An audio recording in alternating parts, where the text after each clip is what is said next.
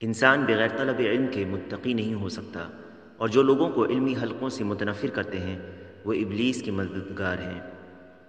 शेख माहिर बिन गाफिर अल-क़हतानी हफ़िज़हुल्लाह फ़जर के दर्स में ये बयान करते हैं। لا يستطيع الإنسان يصير متقي إلا بطلب علم. لو أراد يصير متقي من غير طلب علم سيعمل بإيش؟ بالبدع. ولذلك كان أحسن تفسير لمعنى التقوى أن تعمل بطاعة الله لكن على نور من الله، أي العلم، تحضر حلقات وتشتري الكتب النافعة في منزلك وتقرأ أنت وزوجك على نور من الله ترجو ثواب الله. إذا من كان يرجو ثواب الله وليس على نور من الله على العلم حينئذ سيطلب ربه بالبدع. مثل إنسان أخذ عمره وما طلب العلم، تجده يكشف عاتقه الأيمن أول ما يسمى الإحرام، هذه البدعة الأولى. الثانية يصعد على الصفا والمروة يقول كذا الله أكبر الله أكبر، هذه بدعة ثانية. ما كان النبي يفعل ذلك لأنه أراد العلم أو أراد القرب من الله لكن لم يطلب العلم، فكان ما يفسده من البدع والضلالات في سلوكه إلى الله أكثر مما يصلحه. كما قال الخطيب البغدادي: فوالذي لا إله غيره ما طلب العلم أو ما عبد الله بالجهل إلا ما كان ما يفسد هذا الجاهل أكثر مما يصلحه ولا يشعر يعني. من سلك طريقا يلتمس فيه علما سهل له طريقا إلى الجنة. فمن أسباب الثبات على العلم مؤاخاة طلبة العلم ممن يزهد في الدنيا، وترك مؤاخاة أهل الدنيا والافتتان بهم، وترك مؤاخاة أهل البدع والضلال الذين ينفرون عن السنة وأهل السنة ويعيبونهم بأقبح الألفاظ. نسأل الله العافية. وهؤلاء أعوان إبليس، من نفر عن العلم ونفر على أهله من أعوان إبليس. شام أبا، فإن إبليس هو اللي ينفر عن العلم وله جنود. ألسنة بني آدم من الجهال والحمقى تتكلم بألسنة إبليس اللي ينفرون من العلم ويذكرون شبه تمنع الناس من الاستفادة، وهؤلاء أعوان إبليس.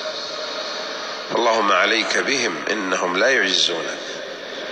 شياطين الإنس والجن يوحي بعضهم إلى بعض زخرف القول غرورا، فلا كثرهم الله وجعل بأسهم بينهم شديد وأنزل عليهم الفقر والأمراض المستعصية. كل من ينفر من الحلقات بعمله أو قوله أو حسده أو حقده فاللهم أبعده.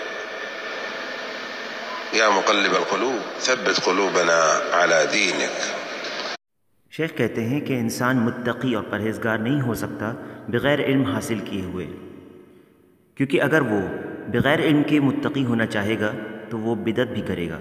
इसीलिए तक़वा की बेहतरीन तफसीर ये है कि अन तअमल बिताअतिल्लाह, यानी तो अमल करे अल्लाह की इताअत के, अला नूर मिनल्लाह, लेकिन अला नूर मिनल्लाह यानी अल्लाह की तरफ से नूर के ज़रिए, यानी इल्म के ज़रिए।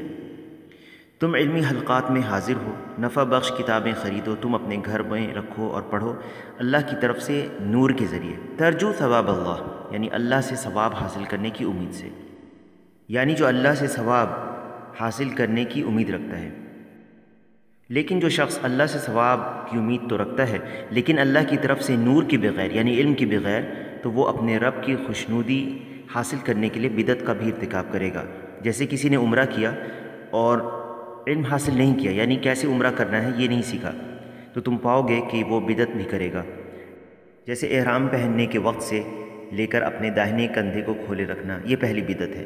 दूसरी बिदत के जब वो सफ़ा और मरवा पर चढ़ेगा तो वो अपने दोनों हाथों को 3 बार उठाकर अल्लाहु अकबर अल्लाहु अकबर अल्लाहु अकबर कहेगा, यानी काबा की तरफ इशारा करते हुए।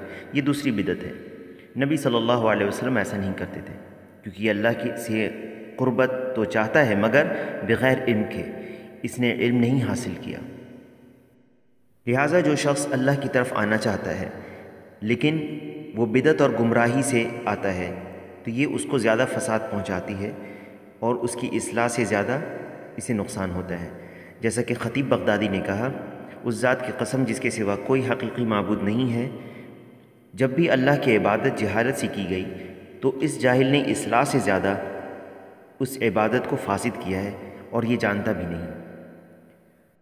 تو جو شخص علم حاصل کرنے کے لیے کسی راستے کو اختیار کرتا ہے تو جنت کی طرف اس کا راستہ آسان کر دیا جاتا ہے۔ طلب علم میں ثابت قدم رہنے کے اسباب میں سے طالب علموں کو آپس میں بھائی چارگی سے رہنا ہے، دنیا داروں سے زہد اور دوری اختیار کرنا ہے، دنیا والوں کے لیے بھائی چارگی نہیں اختیار کرنی ہے اور دنیا سے فتنوں میں نہیں پڑنا ہے۔ اس کے ساتھ اہل بدعت اور گمراہوں سے بھائی چارگی چھوڑنا ہے جو سنت اور اہل سنت سے متنفر کرتے ہیں، جو انہیں برے القاب سے عیب لگاتے ہیں۔ ہم اللہ تعالیٰ سے عافیت کا سوال کرتے ہیں۔ ایسے لوگ ابلیس کے مددگار ہیں جو علم سے متنفر کرتے ہیں اور جو علم والوں سے متنفر کرتے ہیں وہ ابلیس کے مددگار ہیں، وہ چاہیں یا نہ چاہیں، کیونکہ ابلیس علم سے متنفر کرتا ہے اور اس کے لشکر میں بنی آدم میں سے جاہل اور بیوقوف لوگ ہوتے ہیں جو اپنی زبانوں سے متنفر کرتے ہیں، یعنی علم اور اہل علم سے نفرت دلاتے ہیں۔